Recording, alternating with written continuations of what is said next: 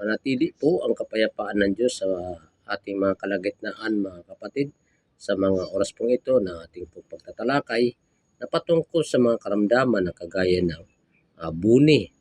Ang buni ay impeksyon ng balat, anit at mga daliri na may iba't ibang punjay na lumilikha ng kabilog na mga sugat na ang mga tabi ay alsado.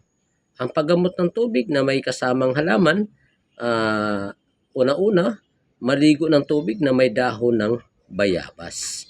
At pakuluan ang 10 tasa na tinadtad na sariwang dahon ng bayabas sa kalahating galong tubig sa loob ng 15 minuto. And then, salain at dagdagan ng sapat na malamig na tubig makapupuno sa isang timba. Then, ipaligo ang tubig samantalang mainit-init pa. Ang pangalawa, tabako. Kung ang buni ay sa ulo, pakuluan ang 10 sariwang dahon ng tabako sa kalahating galong tubig sa loob ng 15 minuto. Palamigin at salain, dagdagan ng sapat ng tubig na makapuno sa 3 galong timba. At syampuhan nito ang buhok minsan 1 araw hanggang gumaling. Ang pangatlo ay kamantigi. Magpisa ng 5 hanggang 10 bulaklak. Ang dami ay ayon sa laki ng impeksyon. And then katasin, itapal sa bahaging may impeksyon sa loob ng 30 minuto. 2 ulit maghapon. At pang-apat naman na mapapilian natin mga kapatid ay yung bawang.